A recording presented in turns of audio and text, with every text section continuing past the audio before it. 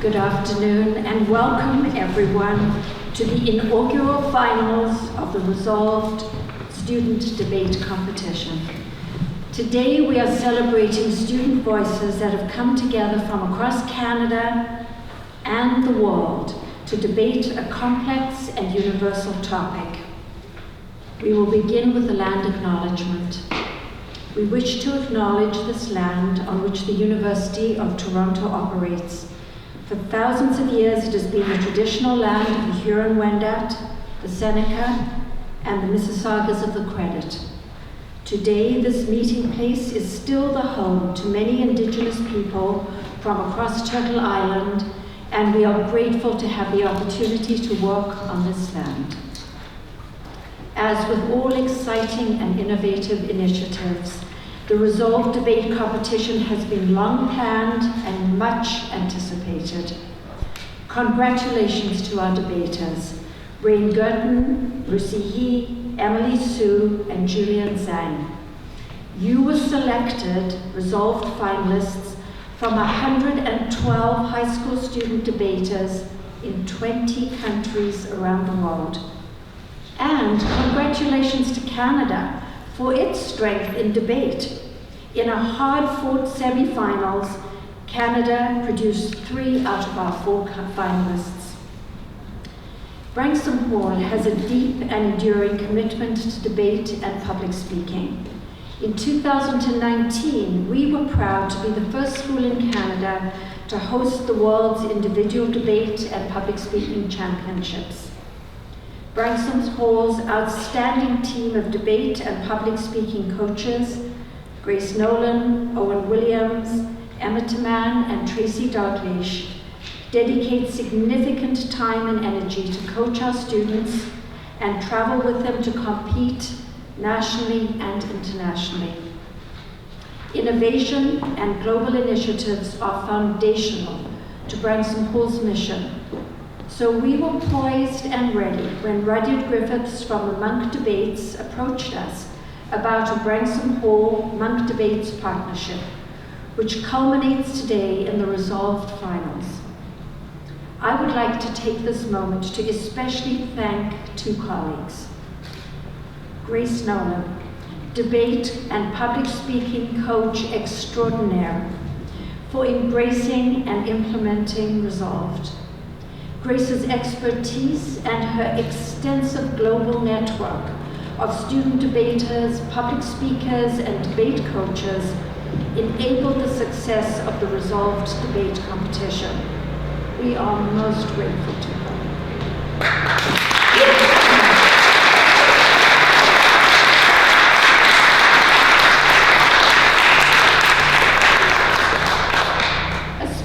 Thanks also to our colleague Michael Ianni-Palacio, Branksome's Head of Innovation and Strategic Partnerships. Michael worked closely with us to ensure that our technology platform worked effectively and that this strategic project had significant global outreach. Thank you, Michael.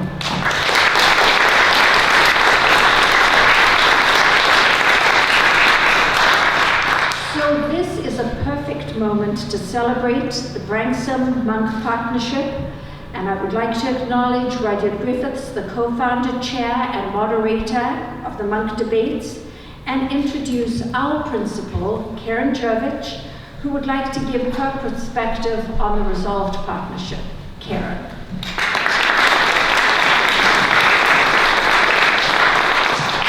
Barry, thank you so much. A lovely introduction and a reflection on how far we've come since the idea was first born. The power of any successful partnership, I believe, can be found in alignment of mission. At Branksome Hall, we challenge and inspire girls to love learning and to shape a better world. As an IB World School, we are aligned. And we aim to develop inquiring, knowledgeable, and caring young people who help to create a better and more peaceful world through intercultural understanding and respect.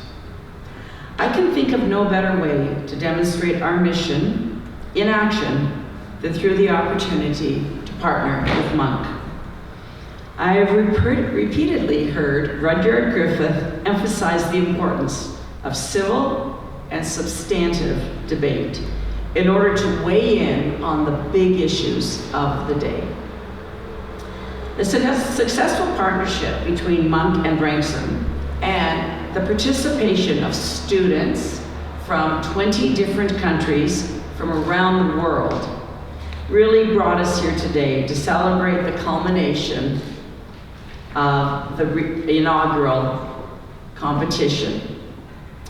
As the principal of Branksome Hall, I could not be more proud of our students, our coaches, and all who have contributed to the success of Resolved. And in particular, I would like to recognize the leadership of Carrie Weinstock, head of the Center for Strategic Leadership at Branksome Hall. Our partnership with Munk is indeed an historic milestone for our school.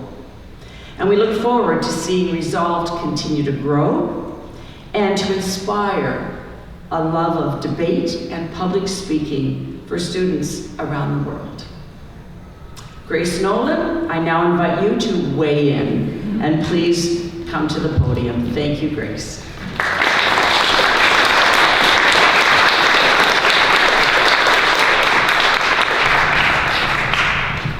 Hello, everyone. So I'd like to introduce our panel of judges for today's events. The first judge is Frankie Chena. Frankie Chena is the owner of one of Canada's largest speech and debate academies. He was a debate coach for over 10 years, and his students went on to win Canadian Debate Nationals and multiple international speech and debate titles. Frankie is now pursuing a career in TV hosting. Emily Shee is the current president of the Hart House Debating Club. Her debate achievements include being the grand champion of the World Debate Open. She recently represented Hart House at Madrid World University's Debate Championships and placed among the top 125 speakers. Emily has also been a breaking adjudicator at the 2023 North American Debate Championships. Jill Strimus is Director of Boarding and the Instructional Lead for English at Branksome Hall. She brings with us extensive experience as a writer and an English teacher, and she is the recent recipient of the Prime Minister's Award for Teaching. Kirsten Wyndham West is a debate and public speaking coach at the Country Day School in King City, Ontario. With over 20 years of experience, Kirsten has coached students to provincial, national, and international competitions, and has coached 3 world champion speakers in the past 10 years. She is the current she's the current president of the Fulford Debate League and past president of the International Independent School of Public Speaking League. And Owen Williams has a number of roles at Branksome Hall. He is currently the Middle Years Program Coordinator, an English teacher, and debate and public speaking coach. For over a decade, Owen has been teaching English and coaching debate and public speaking at local, national, and international levels. I will now call grade 8 students Athena Gao and Sarah Wubalt to open this debate. You're here.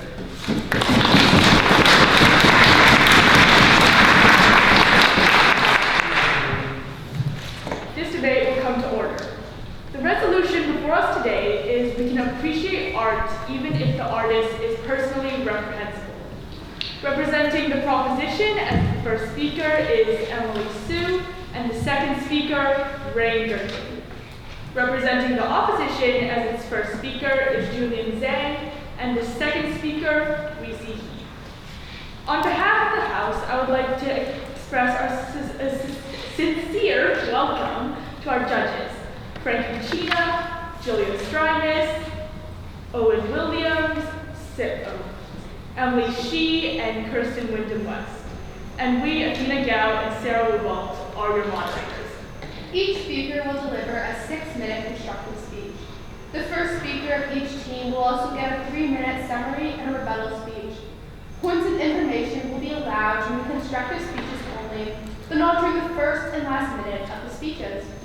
I will bang the desk after the first minute and again 1 minute remaining to signal the time of which points of information may be raised.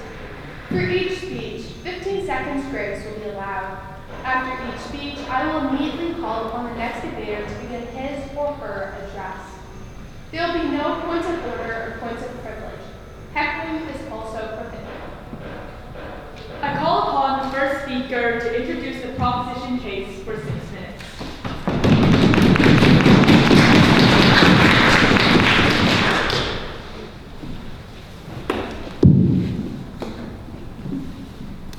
Mic check, okay.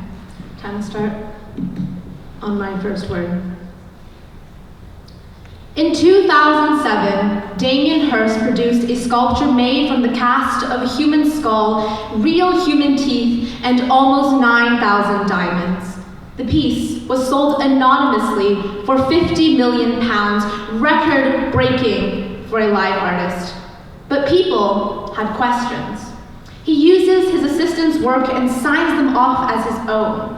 He's an immoral entrepreneur, yet these pieces help spark conversations on how contemporary art should be made and show creative ingenuity. The intrinsic value of his work should not be taken out of social consciousness because it teaches us that we don't have to appreciate him to appreciate the contribution his team has given to contemporary art. As your first speaker on side government, I will be doing a couple of things for you. Firstly, I'll clarify the terms of the motion, and then I'll introduce our first 2 points on the deferring interpretation of art and misplaced harm. Going straight to the model, we define the appreciation of art as recognizing its existence in social consciousness and studying the effort put into a piece. This may be music, painting, sculptures, literature, or film. Art also comes from many different time periods, so we must consider the social context in which it was created. Next, we define a personally reprehensible artist as someone whose actions are considered to be wrong by the legal or moral standards of society. For example, they can be blatantly wrong by committing crimes, murder, or assaults, or they could simply have a different perspective or a different political ideology compared to the individual evaluating them. Our stance today is that we can appreciate art, even if the artist is reprehensible. This isn't to say that we let reprehensible artists get away with the harmful things they've done. Contemporary artists face consequences, like being removed from future seasons of the show, losing followers, and having negative connotations with their name. Our first contention is the importance of the interpretation of art. The thesis of this point is that the way in which art is interpreted is ultimately more important than what the artist has done. This is because the fame of many pieces greatly outlives the fame of their creators, and we need to see how the art piece is treated by others. Let's analyze this. Firstly, Banksy is a talented street artist. When Guess, the clothing company, used his design without his permission for a campaign of theirs, he incited vigilante justice. He encouraged people to steal from Guess's stores, as they had stolen his design. While he did incite a crime, a large corporation had just misused his art without even providing financial compensation. As you can see, it is important to consider how his art was misused rather than looking at Banksy as a person. Point of information. Secondly, I'll take you later. Secondly, the term reprehensible is subjective. If someone doesn't believe in the ideologies of the art, they still label them as reprehensible. Ai Weiwei, a contemporary Chinese visual artist, created art pieces that criticized the Chinese government. After a massive earthquake killed thousands of students, he made a piece to point out how poorly constructed the schools were. From the government's perspective, Ai Weiwei is a threat to authority. They considered him to be personally reprehensible. But was he really? He didn't harm anyone, right? This example just shows how, depending on the person evaluating the artist, people can label someone as personally reprehensible on the basis of their own beliefs. I'll now take your POI. So you agree that Banksy did incite a crime, and if that just doing so is wrong, and if what the corporation did is wrong, do you agree that two wrongs can make a right? No, because we think that if we're separating the art from the artists themselves, then we can separately appreciate their work. So in the example of Ai Weiwei, we can see how, like, for example, he was seen as reprehensible by the government, but that doesn't mean his artwork is necessarily not valuable. We can still learn from the things that he makes. For example, his piece was called Snake Sealing, and it showed us about, how ineffective the government is in protecting children from these earthquakes. So while we can see what Ai Weiwei may have done, we can still appreciate what the art and the lesson it teaches us is, and it tells us, gives us this perspective of someone else and how the government is protecting the children of the country. Okay, now our second contention, misplaced harms, runs on the thesis that the complexity of reprehensible artists impacts many more people than just the artists themselves. Kevin Spacey, the lead actor in House of Cards, sexually assaulted many people. The question is, do people still watch House of Cards? Consider the producers, directors, and story writers in the picture. It's not just, I am an artist and I produce art alone. Many people are involved in the entire film, and they are more than Kevin Spacey's money or input. They are the passions of writers, the hard work of crews, the real people some films are based off of. We cannot associate a work, especially not someone else's story, solely to a reprehensible individual. We also know that J.K. Rowling has made transphobic comments, but appreciating Harry Potter doesn't mean we agree with the artist's beliefs. Art is devoid of the artists themselves. When you're listening to music, you get caught up in the work itself and you don't focus on the artist. At the end of the day, everything at some point was made by a reprehensible person. For example, maybe the clothes you're wearing. If you purchase from Zara, H&M, or Adidas, it was likely made by a child in terrible work conditions. You still wear those clothes. Everything around you was at some point made by an immoral producer, and the immorality of the origin does not devalue the purpose the product serves, just like an artist's work. And literary work often extends to the movie screen as well, which is why those involved in the film industry should not be directly connected to the original author. For example, Emma Watson, who played Hermione, is a trans-inclusive women's rights activist. She does not share the same intentions as J.K. Rowling, and thus it would be immoral to link her to the author of Harry Potter. And it is because that proposition actually recognizes the complexity of the situation and illustrates why artists must be distinct from their art pieces that we win this debate today. Thank you.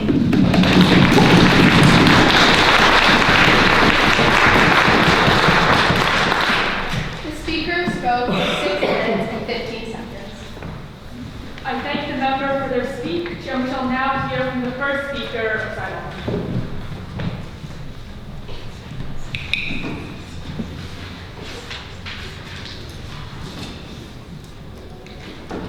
You guys can hear me? Good stuff.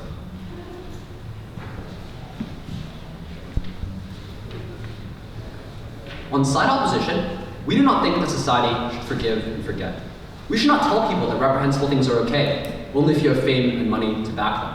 That not only are they excusable, but they can gain you millions of dollars, billions of fans, and worldwide recognition just as long as you're famous enough.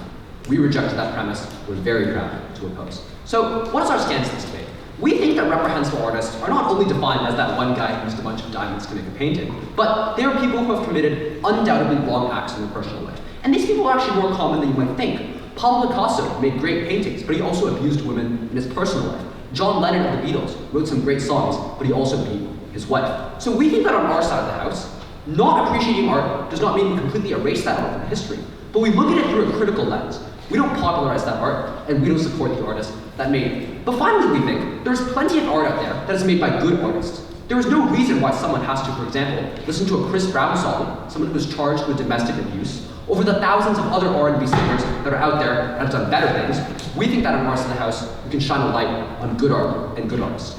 The first argument that opposition is going to bring this debate clashes fundamentally with the core of the proposition case, and is why you fundamentally cannot separate the art and the artist. And the reason for this is because art will fundamentally reflect the deepest emotions and motivations of their artists. Their claim here seems to be art is interpreted differently among different people. But we think that the best art in society is a reflection of the life and the emotions of its artists, their deepest desires and struggles. So if the artist did do immoral things, their art will reflect that. Because Chris Brown abused women, and his misogyny was shown in his lyrics. Roald Dahl's casual racism was reflected in the abhorrent things published in his books. So if the artist was reprehensible, it would show in their art. And this is especially important, because art has the ability to influence the actions of people. They are correct. When you listen to your favorite singer, it does sound like that singer is speaking directly to you. But that's the same reason why Kanye West is a massively popular rapper, even though he's done abhorrent things in his personal life. So we think that art is a double-edged sword.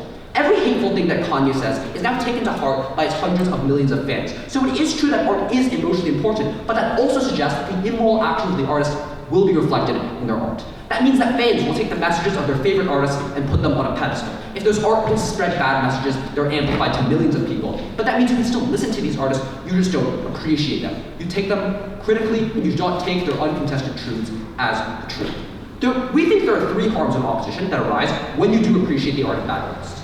Number 1, you expose more people to bad ideas. So that means more people are more likely to adopt those bad values, like racism and sexism, in their own lives when society tells them that is acceptable. Number 2, there's more information about artists on our side. Because to know that artists are immoral means that people do more research on them and learn about the things that they do wrong. It means that broader society can understand what caused that wrongdoing and work to prevent it in the future.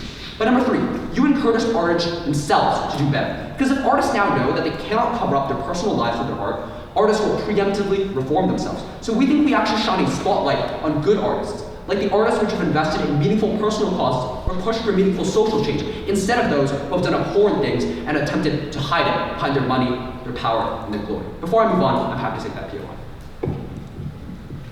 Don't you think that normal people who may not necessarily be reprehensible can still make, films about abuse, but they may not be an abuser? Doesn't that just take down your idea of them reflecting of what their idea is in their work? Yeah, but the film made by a domestic abuse victim is more impactful than the film made by a domestic abuser. That's the line we're drawing on the opposition side of the house. It should be shining the spotlight on the victims, not the perpetrators. The second argument that opposition is going to bring, why appreciating bad art legitimizes harmful beliefs. Because we think that on our side, you give artists the power that they use to do bad things. The reason why Kanye West's anti-Semitic comments are able to make the trending page every so often is because of how popular he is. The fans of bad artists will continue to ignore their actions. We think that is bad for 3 reasons. Number 1, because you enable the artist's actions and you support them financially. And this is also why bad art is not akin to sweatshops, because every single dollar in that artist's bank account, which comes from a streaming service, comes from a book sale, comes from a performance, means another dollar with which they can reinforce their immoral lifestyle. It means another dollar with which they can pay lawyers and expensive settlements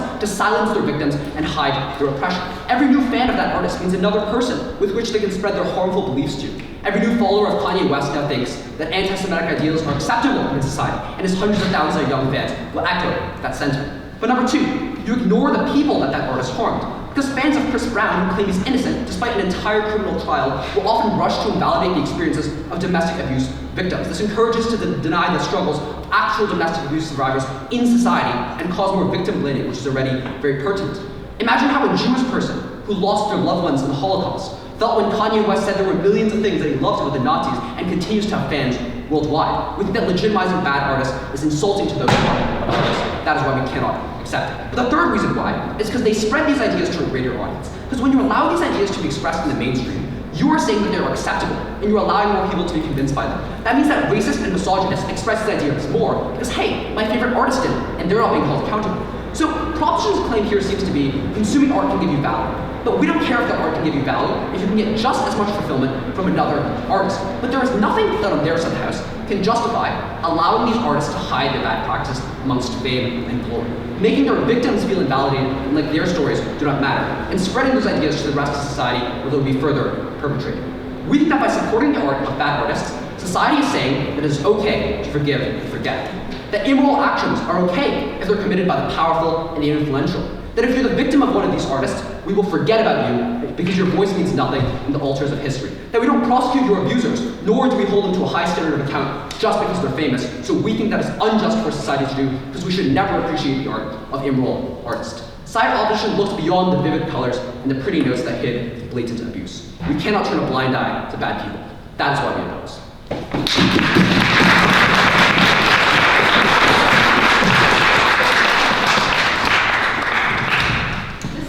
Time with 6 minutes and 12 seconds. I thank the member for their speech. I will now call upon the second speaker for the proposition.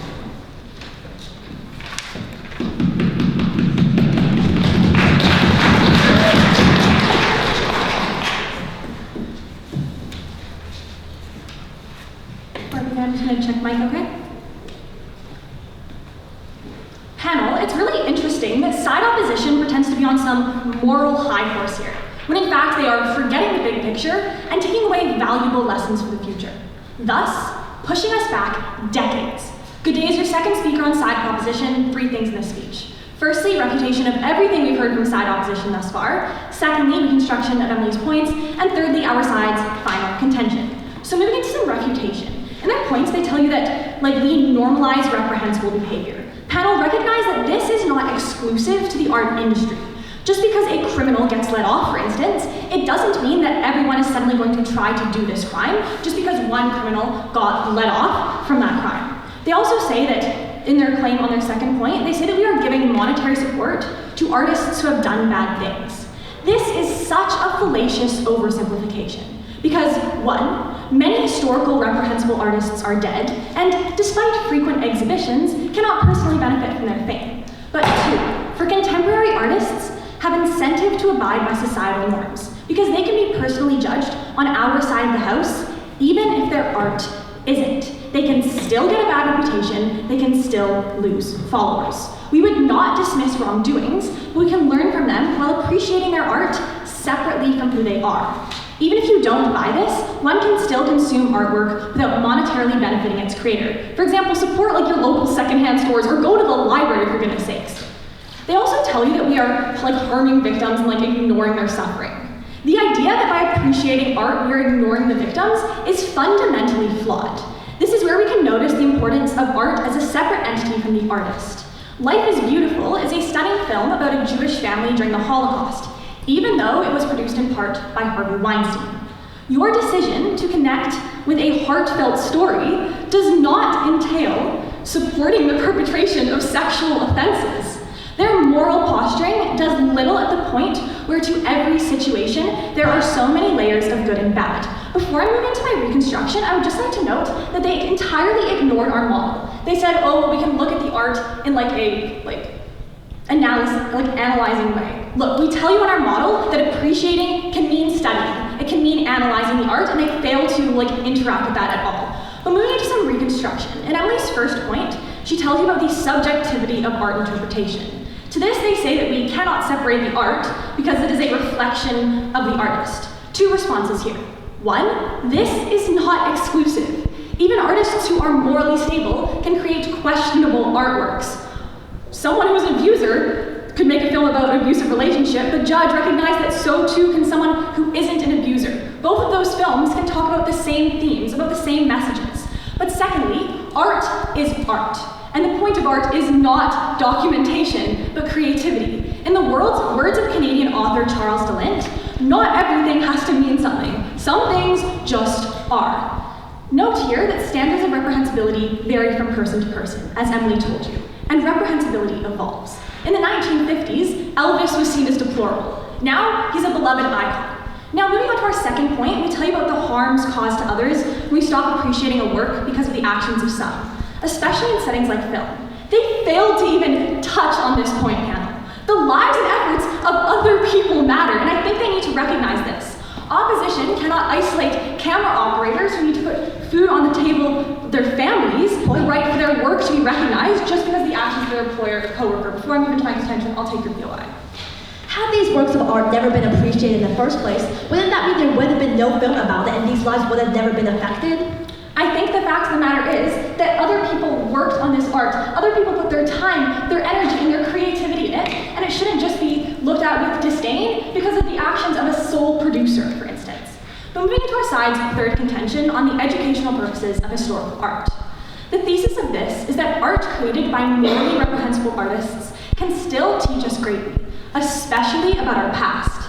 Two main mechanisms here. Firstly, historical foundations. Artwork can originate from different periods, such as the Renaissance or the modern era, which dates back 40 or 50 years.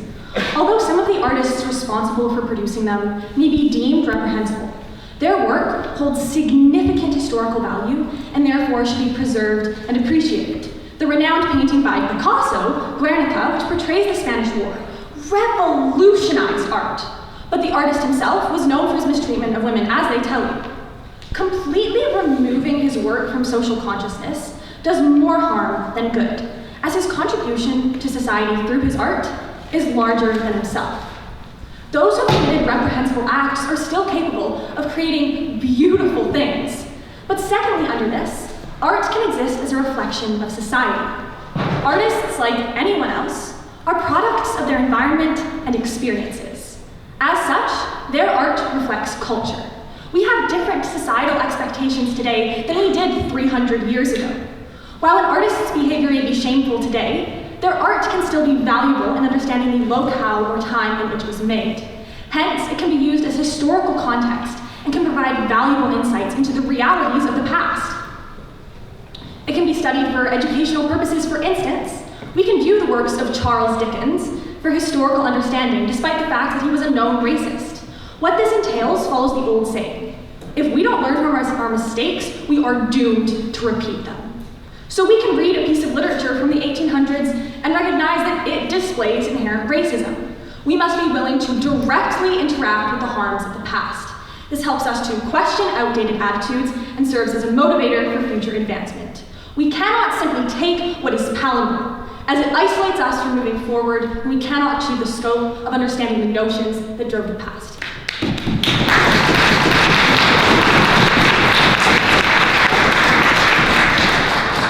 The speaker spoke for 6 minutes and 16 seconds. I thank the member for their speech, and now the second opposition will deliver the last speech opposing the speech.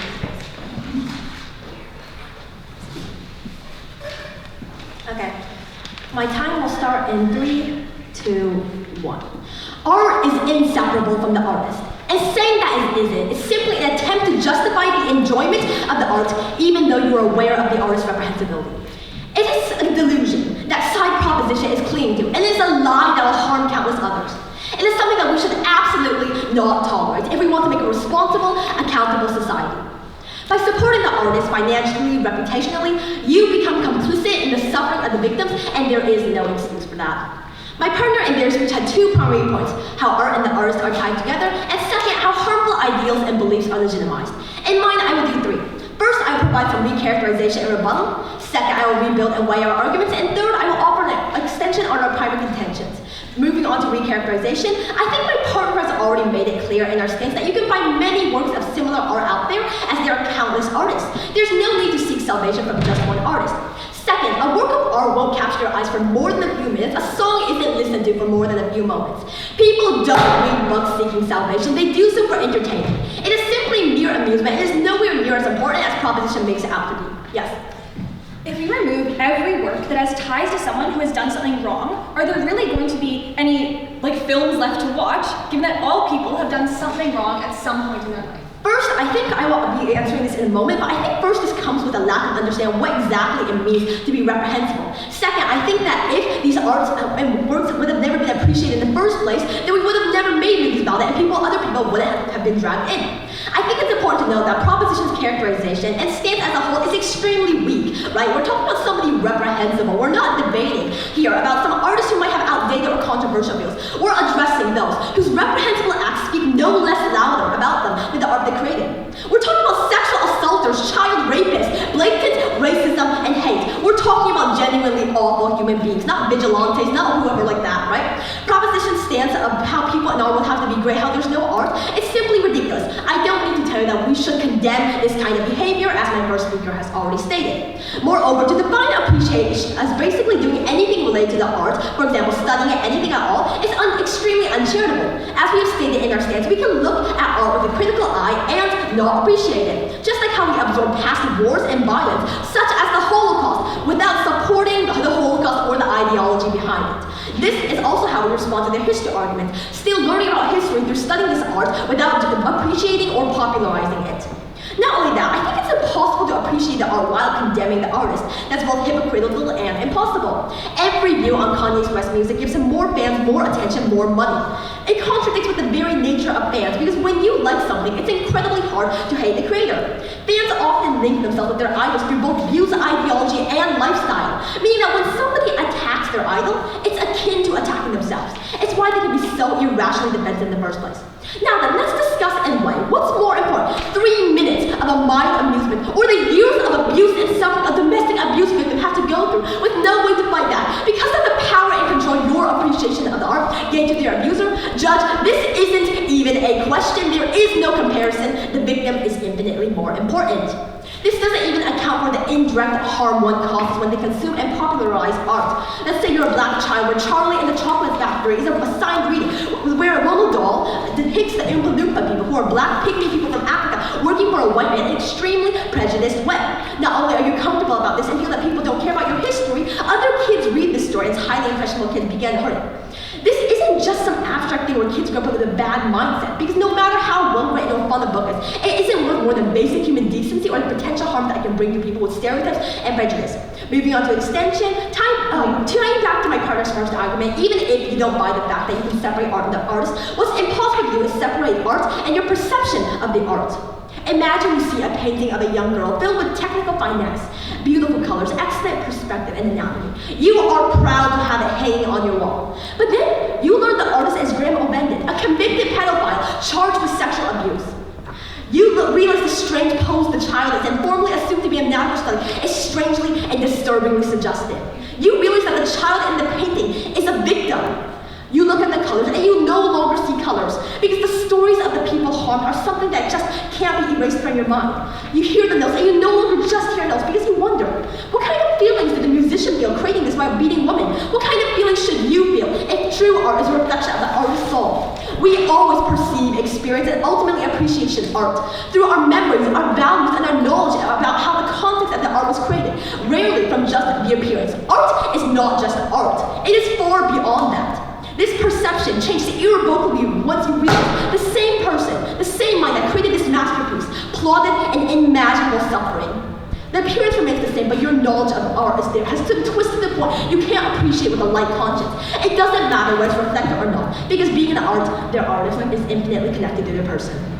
Supporting the artist, regardless of death or alive, regardless of whether their art alone looks innocent, tells people that if you are rich and famous, you can get away with abuse. That if you're talented, you can get away with being reprehensible and awful. That you can get away with being the scum of the earth because your art is pretty. That is exactly what Proposition does, and we say no to that. By condemning this, we cause artists to be more accountable. We tell them that no, your talents will not excuse these immoral actions. We promote more kind and caring artists who want to change for the world for the better.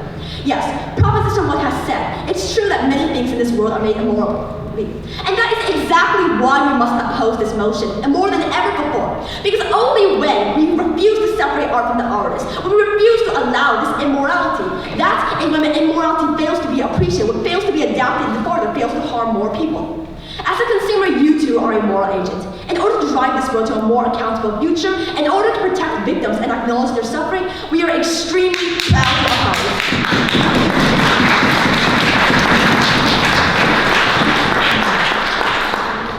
The speaking time is 6 minutes, 60 seconds. I thank the second opposition speakers. At this time, the first speakers of each side will deliver a 3-minute rebuttal and summary speech. No new information should be introduced in these speeches.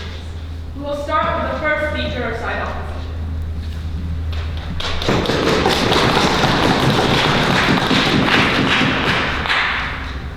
Good.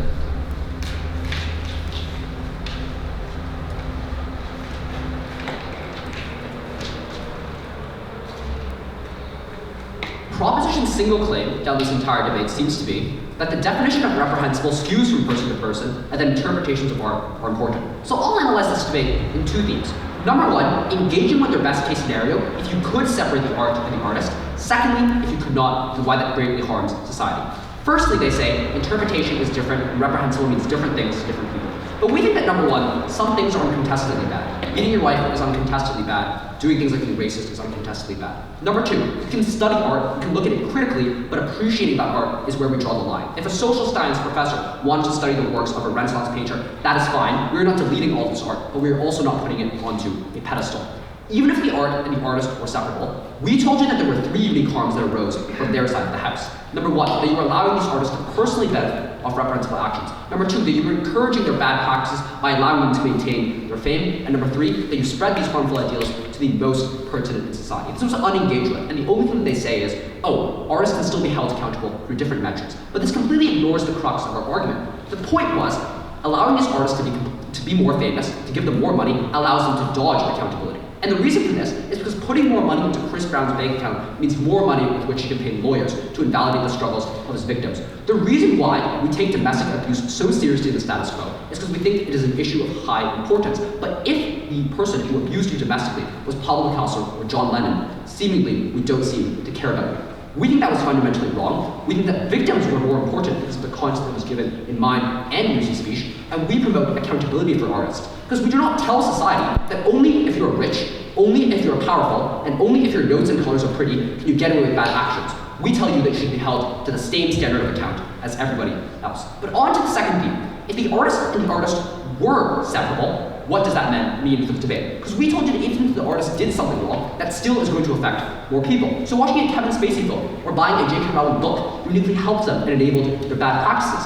With the example that is running in this debate, we don't care if a domestic abuser made a film. We would rather see the film on the side of the abused victim, telling their story, shining the spotlight on what their life was like. We do not want to empower those who have done bad actions. We want to empower those that were the subject of those bad actions. So this was the way on our side of the house. But finally, the last argument seems to be the fact that, oh, you're harming the camera workers and you're removing the educational value of that art. Number one, you can get that educational value from different sources. Ruisi tells you there are plenty of other Holocaust films, plenty of other sources of education that do exist. There is no reason why you specifically have to look to the art of those that have done bad things. But number two, education comes at the cost of dehumanizing others. It comes at the cost of Jewish listeners having to tolerate Kanye West. It comes at the cost of a black child reading a Roald Dahl book and reading slurs that remind them of a time when they were treated as subhuman. So we think it is bad because on side opposition, we do not care if your notes and your colors are pretty. We cannot tell artists to do more bad things to invalidate the struggles of their victims and spreading it to the rest of society just because they were famous. We cannot tell society that immoral actions are fine if they're committed by the powerful and influential. That is why we oppose. The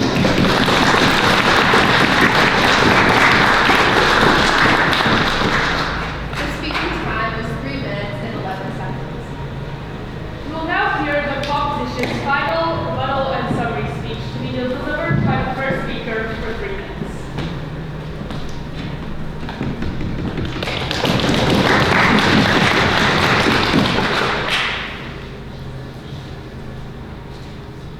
As the debate comes to a close, I want to address that side opposition has heavily relied on the notion of monetary reward, but they failed to realize that there are many more actors in this debate and not just the singular artist. It is only on side proposition that we explain why and how to appreciate an art piece separately from its creator. On this basis, so proud to propose.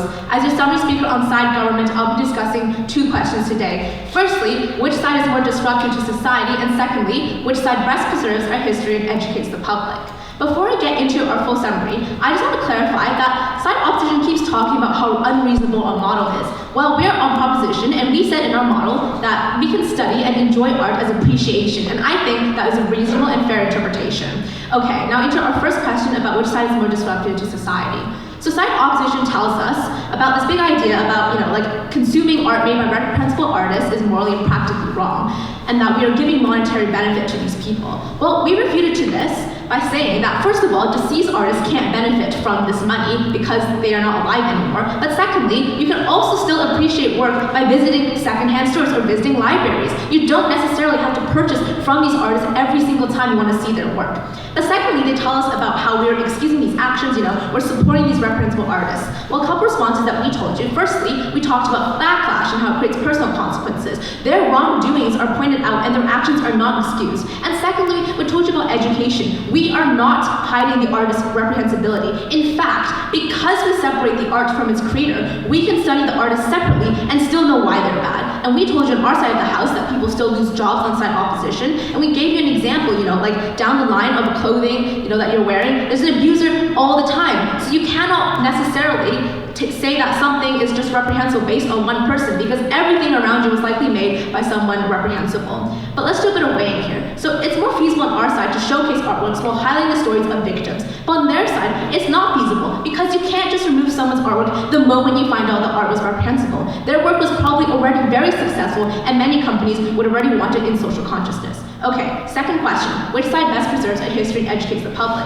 They tell us that it's impossible to separate art from the artist, and that meaning comes from artist expressions. Well, we told you that both morally unstable artists and abusers can make films on abuse. Anyone can have anything they want, so it is not representative of an artist's expression. And we told you that unethical art is still recognized on our side, and we actually want people to learn from it. We highlight victims' stories. Then they tell us that, if you're rich and famous, you can get away with abuse. Well, no, because we know that, for example, J.K. Rowling is transphobic, Harvey Weinstein was a sex offender, Kevin Spacey is a sexual assaulter. This is a fact that we still know. It lets us separate art from the artist and not harm, the film producers, the cameraman, because those people are still part of this debate. We still highlight victims' lives. Kevin Spacey himself was removed from the last season. That is a consequence, and it has happened. So, judges, when you're considering your ballots, please consider which side better benefits the art industry, society in the past, present, and future, and on this basis, so proud to stand on side proposition.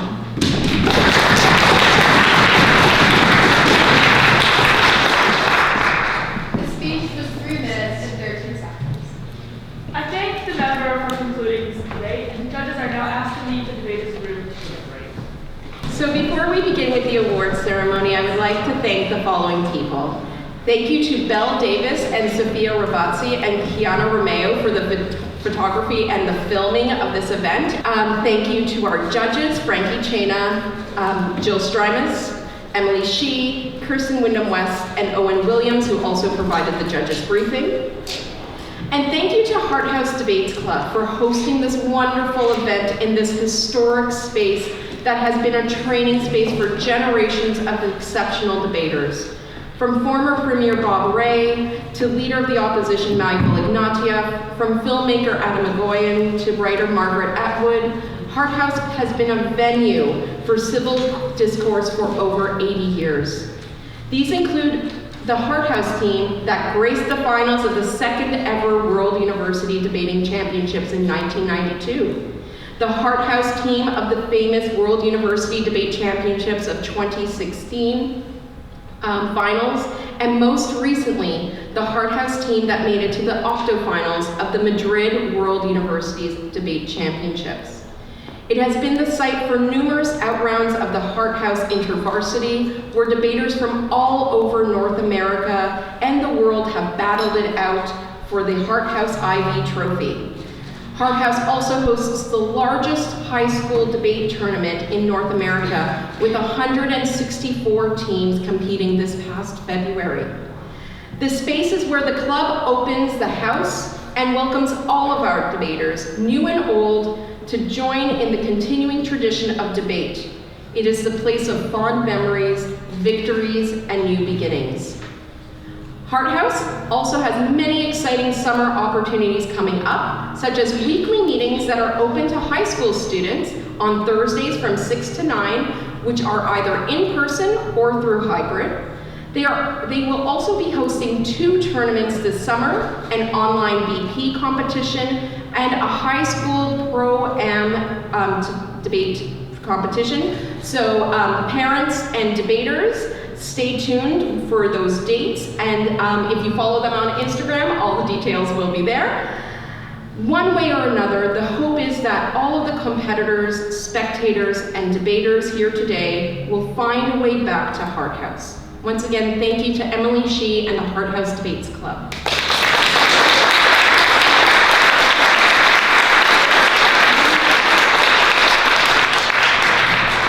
Now the awards. I ask Karen Jervich and Michael Yanni Pilarchio to come forward and present the awards. So, we are going to announce the second place winners first. It was a hard-fought battle. It was a long deliberation, and in a 3-2 split, the second place winners of Resolved are the proposition team of Rain Girton and Emily Sue. So congratulations.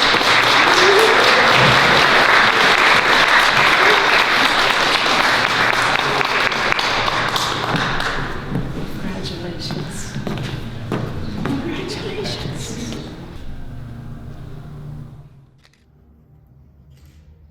And the winners of the inaugural debate competition is the team from opposition Ruisi and Julian Zhang.